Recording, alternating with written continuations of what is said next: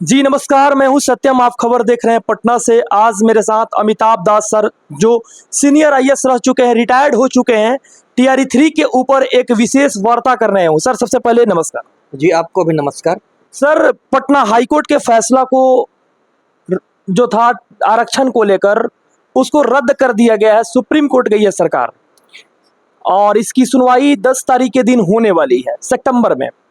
इसके बीच में जो रोस्टर था, 50% रोस्टर था पहले, और बाद में इसको बढ़ाकर 75% किया गया था, जिसके कारण से 50% रोस्टर जो था उसको सरकार बरकरार रखी और 75% वाले रोस्टर को पटना हाईकोर्ट के द्वारा रद्द कर दी गई है।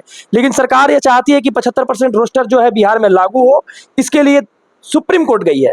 सुप्रीम कोर्ट जाने के बाद तमाम तरीका के सरकार फॉर्मूला अपना रही है और बीच में सरकार कह रही है कि रोस्टर वायलेंस करके 50% पर रिजल्ट देने के लिए। सर, क्या यह पॉसिबिलिटी है कि 50% पर रिजल्ट दिया जा सकता है बच्चों को? पॉसिबिलिटी नहीं, वही एकमात्र रास्ता ही है। ऐसा नहीं कि वो संभावना है, वही एकमात्र रास्ता ही है सरकार के पास। जी और सरकार अगर ऐसा नहीं करती, वो तो कोर्ट के अवमानना का मामला हो जाएगा सरकार पर। जी देखिए, ये मामला दर्शकों को मैं शुरू से समझाता हूँ, उनको थोड़ा जटिल मामला है। देखिए क्या हुआ कि पिछले साल बिहार में जातीय जनगणना की रिपोर्ट आई जी 2 अक्टूबर 2023 को। उस रिपोर्ट में बहुत सारी बातें आई, जैसे कि एक बात आई कि 36% संख्या अति पिछड़ी जातियों का, बाकी जातियों का काफ़ी, मतलब उससे एक बिहार में आप कह सकते हैं एक मंथन हुआ, सामाजिक आर्थिक राजनीतिक मंथन हुआ, जिसमें अमृत भी निकला, विष भी निकला, सब निकला।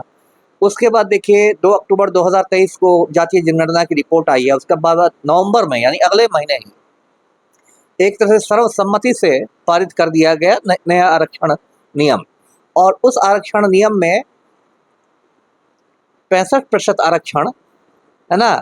पहले देखिए 50% से ज़्यादा आरक्षण नहीं हो सकता था। ये बात 1990-91 के आसपास सुप्रीम कोर्ट का फैसला था इंदिरा साहनी के केस में। बहुत ऐतिहासिक फैसला है।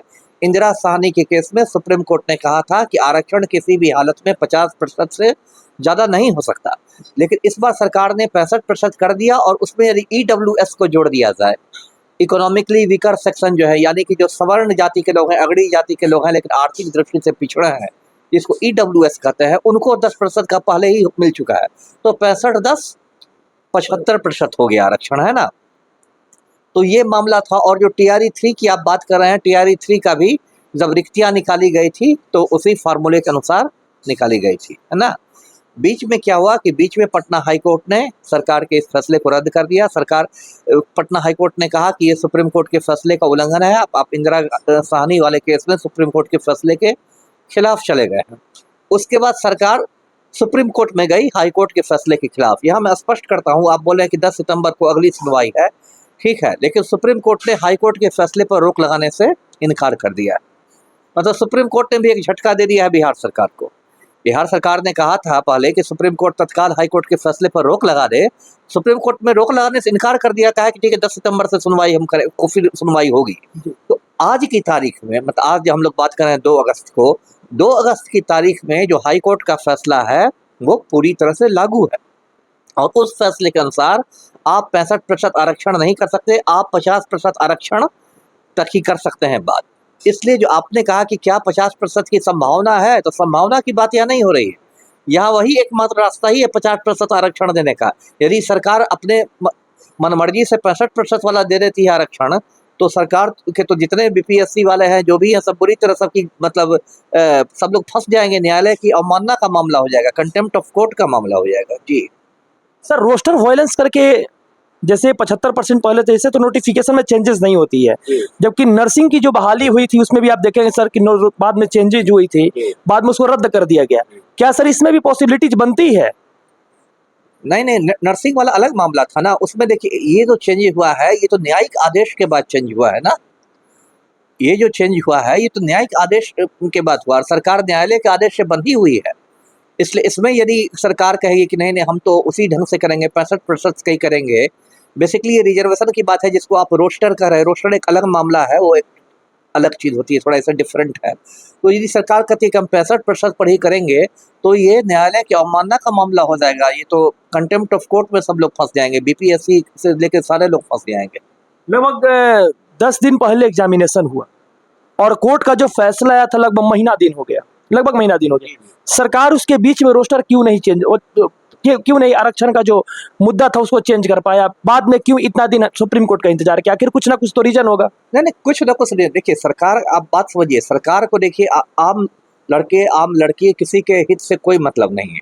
सरकार बस सिर्फ एक वोट बैंक की राजनीति करती है ना। सरकार का सिर्फ एक एजेंडा रहता है। यदि बिहार सरकार के संदर्भ में हम बात करें तो मेनली मुख्यमंत्री हैं, तो उनका सिर्फ एक एजेंडा रहता है, एक सूत्री कार्यक्रम, कि हमको वोट बैंक में क्या फायदा होगा। आपने सही कहा कि जब हाई कोर्ट का जब फैसला आ चुका था तो उसके बाद जब आपने किया था तो आप बदलाव कर सकते थे, जी है ना। आप भविष्य में ये मान के कि हम सुप्रीम कोर्ट में जीत जाएंगे, क्या सुप्रीम कोर्ट ने आश्वासन दिया था नीतीश कुमार को कि तुम जीत जाओगे? ऐसी तो कोई बात नहीं थी ना। तो जब तक सुप्रीम कोर्ट का फैसला नहीं आ जाता और जब तक सुप्रीम कोर्ट हाई कोर्ट के फैसले को पलटता नहीं है, तब तक तो हाई कोर्ट का फैसला ही ना माने रहेगा। ये तो मोटी बात है। यहाँ तो नीतीश कुमार जी की दोहरी राजनीति हो गई। पहले कि ये लोकसभा में जाने से पहले जातिगत आरक्षण का वो गिनती करवाते हैं और फिर इसको हाई कोर्ट रद्द कर देती है। तो सर नीतीश जी की जो दोहरी राजनीति रही है उसके ऊपर क्या कहिए? अब नीतीश जी तो नीतीश जी हैं, उन पर मैं क्या कहूँ। पूरा हिंदुस्तान जानता है कि पलटू राम है। दोहरी राजनीति तो छोटी चीज है, वो तेहरी राजनीति कर सकते हैं, चौहरी राजनीति करते हैं, कितनी राजनीति करते हैं। कभी कहते थे कि मिट्टी में मिल जाऊंगा, भाजपा के साथ नहीं जाऊंगा, और बार बार कूद के फिर भाजपा के चरणों में जाते हैं। कभी बीजेपी को बड़का झूठा पार्टी कहते थे मंच पर जाके, फिर आज उसी भाजपा के खेमे में है। फिर 10 दिन बाद फिर अब पलटी मारने की चर्चा हो रही है, 10 दिन बाद फिर पलटी मार लें तो आपको आश्चर्य नहीं होना चाहिए। तो नीतीश कुमार की राजनीति एकदम सिद्धांत विहीन राजनीति है, अवसरवाद की राजनीति है, और इस राजनीति से कोई उनको मतलब सिद्धांतों उसूलों से कोई मतलब ही नहीं है। शुरू में टीआर 1 में भी लगातार चेंजेस किया गया था, जिसमें डोमिसाइल नीति को हटा दिया गया था, जिसमें नॉर्मलाइजेशन नहीं किया गया था। अपेयरिंग कैंडिडेट को देश की आज़ादी के बाद किसी बहाली में मौका नहीं मिलता था पीसीएस के थ्रू एग्जामिनेशन देने को, उनको भी मौका दिया गया था। इसके साथ साथ नेगेटिव मार्किंग को हटा दिया गया था। क्या ये राजनीति के अनुसार आगे चलकर टीआर 1 में इतनी बड़ी झटका लगी, टीआर 2 में भाषाहारता को हटा दिया गया, आरक्षण को देखिए उसको हटा दिया गया, सारे कैटेगरी में आरक्षण को दे दिया गया, बाहरी लोगों को सीट दे दिया गया। क्या आगे चलकर विधानसभा बहाली के बाद नीतीश जी का यह प्लान है क्या कि तीनों बहाली को एक साथ रद्द करवाएंगे कोर्ट में जाकर? आप देखिए रद्द तो क्या होगी, लेकिन हाँ ये आपने सही कहा कि सरकार में एकदम लगता है जैसे कि असमंजस की स्थिति हो। जैसे जो ओरिजिनल जो विज्ञापन आया था टीआर 1 का, उसमें डोमिसाइल नीति लागू थी। डोमिसाइल का मतलब हुआ, ये दर्शक समझ जाए कि जो बिहार के अस्थायी निवासी हैं वही उसमें दे सकते हैं परीक्षा। बाद में जो उस समय शिक्षा मंत्री थे प्रोफेसर चंद्रशेखर, उन्होंने कहा कि यदि हम डोमिसाइल की नीति को लागू करेंगे तो हमारी बहुत सारी रिक्तियां रह जाएंगी, सारी वैकेंसी नहीं फुल करेगी। तो अरे ये ज्ञान तो आपको पहले प्राप्त होना चाहिए ना।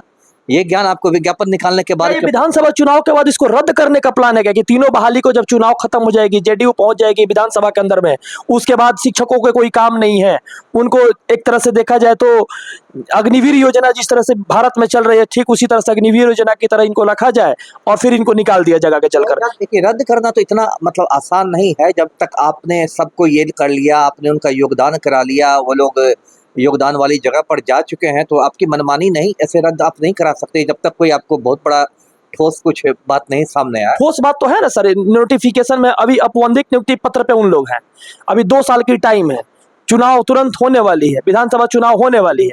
ये होने के बाद नीतीश जी का ये प्लान भी हो सकता होगा कि जैसे ही हम विधानसभा में जाएंगे उसके बाद। आपकी बात मैं समझ गया आपकी बात, लेकिन देखिए इतना ये नहीं है। औपबंधिक तो एक दिया जाता है क्योंकि शुरू के 2 साल जो होते हैं वो प्रोबेशन के होते हैं, है ना, जिसमें आप मतलब एक परीक्षमान रहते हैं, आपको ऑन प्रोबेशन रखा आता है। ये तो एक तरह की सरकारी प्रक्रिया है। आईएएस हो आईपीएस हो कोई भी शुरू में सबका औपबंधिक ही रहता है।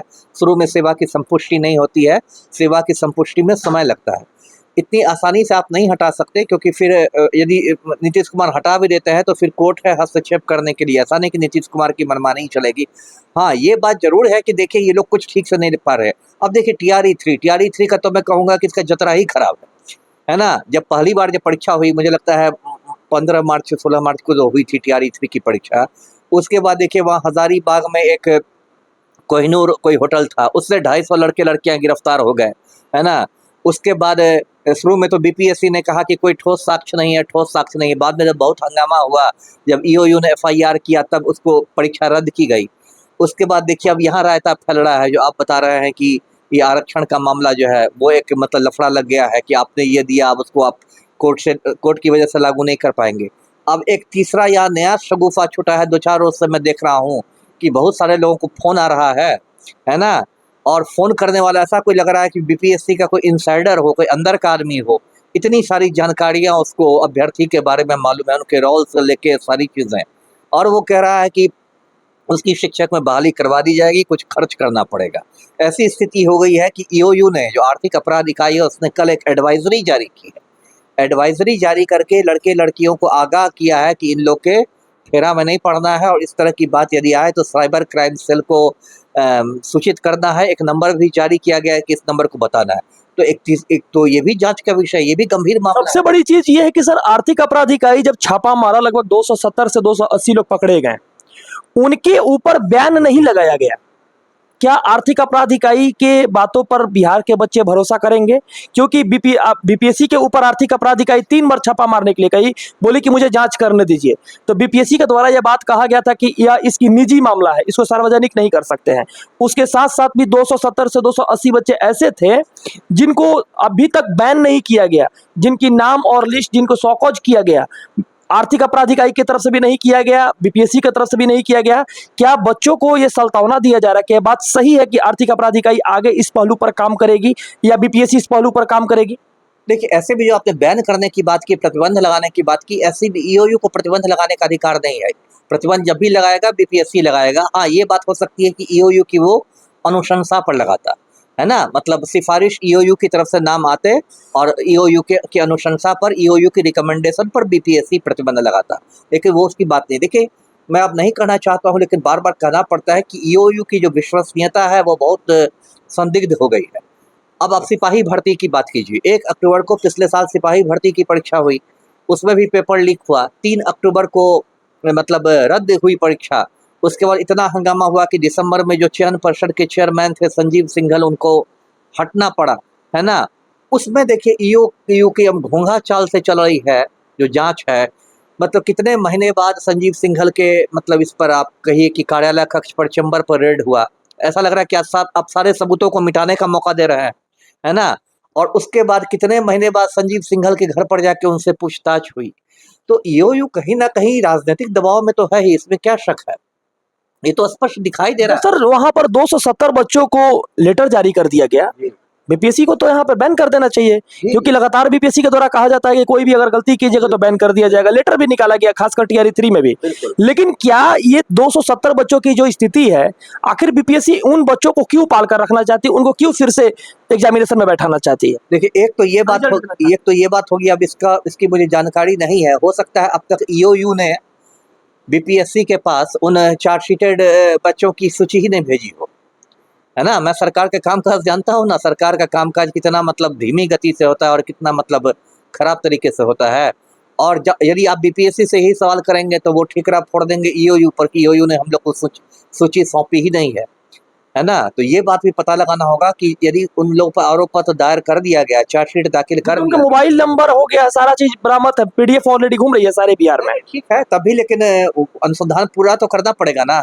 ईओयू को केस डायरी तो लिखनी पड़ेगी ना, आरोप पत्र तो देना पड़ेगा ना, चार्जशीट तो देना पड़ेगा ना। जो प्रक्रिया है, कानूनी प्रक्रिया का तो पूरा पालन किया जाएगा ना, है ना। आपकी बात सही है कि ठीक है, सब पर घूम रही था वायरल पर, लेकिन सिर्फ उसी पर तो चार्जशीट ना दे दिया जाएगा। उसकी तो पूरी प्रक्रिया है, केस डायरी लिखी जाएगी, बाकी सबूत दिए जाएंगे, सारे सबूतों को केस डायरी में लाया जाएगा, तब चार्जशीट किया जाएगा। तो पूरी प्रक्रिया है। तो मैंने कहा था कि पूरी ये संक्षेप में 1000 बात की एक बात मैं कहूँगा कि शैक्षणिक अराजकता की स्थिति है। और ये बात भी नहीं है कि सिर्फ बिहार इसका शिकार है। बताइए, अब नीट का पेपर लीक कर रहा है। पहले कोई सोच सकता था नीट जैसी प्रतिष्ठित इसका पेपर लीक हो जाए? यूपीएससी जो हिंदुस्तान की सबसे प्रतिष्ठित परीक्षा लेती है, यूपीएससी में पूजा खेड़कर मामला हो गया। अभी पूजा खेड़कर को 2-3 दिन पहले बर्खास्त कर दिया गया है, और उसके पहले यूपीएससी के चेयरमैन को, मनोज सोनी को, इस्तीफा देना पड़ा। तो ये तो शैक्षणिक अराजकता की स्थिति, और ये कश्मीर से कन्याकुमारी तक है ये। और युवा पीढ़ी के लिए एक बहुत मतलब क्या मैं कहूँ, बहुत अभी हताशा का समय है। अंत में छात्रों को क्या सूचना दीजिएगा केस को लेकर, जो कोर्ट केस हुई है 75% आरक्षण और 50% आरक्षण पे? अब इसमें मैं क्या कहूँगा, मैं तो सीधे कहूँगा कि ठीक है, आपने परीक्षा दे दी, ठीक है। अब जो गेंद है वो सुप्रीम कोर्ट के पाले में है। वो ना नीतीश कुमार कुछ कर सकते हैं, ना बीपीएससी कुछ कर सकता है। गेंद सुप्रीम कोर्ट के पाले में है। 10 सितंबर से सुनवाई होगी। पहली सुनवाई पर तो फैसला नहीं आएगा, 2-3 तारीख होगी। मुझे लगता है 2025 आ ही जाएगा। 2025 में लेकिन संभावना इसी बात की है कि सुप्रीम कोर्ट भी हाई कोर्ट के फैसले को मानेगा ही, क्योंकि इंदिरा साहनी के केस में जो सुप्रीम कोर्ट का फैसला था उसका बिहार सरकार ने उल्लंघन किया है। इसलिए जो मेरी कानूनी समझ है, सुप्रीम कोर्ट हाई कोर्ट के फैसले को पलटने वाला नहीं है। इसलिए अभी लड़के लड़कियां हैं वो 50% आरक्षण को ही मानते विजय चौधरी तो कह रहे हैं कि मजबूती से फैसला को रखा जा रहा है। हैं। विजय चौधरी तो अब क्या मैं कहूँ, ठीक है फैसला रखा जाएगा, लेकिन विजय चौधरी सुप्रीम कोर्ट को आदेश नहीं ना दे सकते हैं। वो तो सुप्रीम कोर्ट के न्यायमूर्ति मतलब अपने विवेक से फैसला करेंगे ना, वो विजय चौधरी के कहने पर थोड़े फैसला करेंगे। ये तो मजबूती से रखेंगे, इनको तो वोट बैंक की राजनीति करनी है, लेकिन सुप्रीम कोर्ट तो फैसला कानूनी दृष्टि से लेगा, राजनीतिक दृष्टि से लेगा नहीं। जी आप देख रहे थे अमिताभ दास सर को, जो रिटायर्ड आईपीएस हैं, और सर का सूचना से एक क्लियर हो गया पूरे बिहार में कि रिजल्ट आने वाली है और पूरे बिहार के बच्चों के लिए एक खुशी का लहर है। इसके साथ साथ मैं ये भी कहूँगा कि सरकार से उम्मीद लगाऊंगा कि जल्द से जल्द रिजल्ट जारी करे, ताकि जो लड़के रोड पे हैं वो स्कूल के बोर्ड तक जाएं और उन नन्हे मुन्ने बच्चों को पढ़ाएं जो अभी समाज से कटे हुए हैं, परिवार से कटे हुए हैं, और देखा जाए तो इस राज्य से कटे हुए हैं। उन सारे बच्चों को आगे बढ़ाने में एक मार्ग प्रशस्त है। अगर इस वीडियो को आप लोग देख रहे होंगे, अच्छा लगा होगा, तो लाइक शेयर सब्सक्राइब जरूर कीजिएगा। धन्यवाद।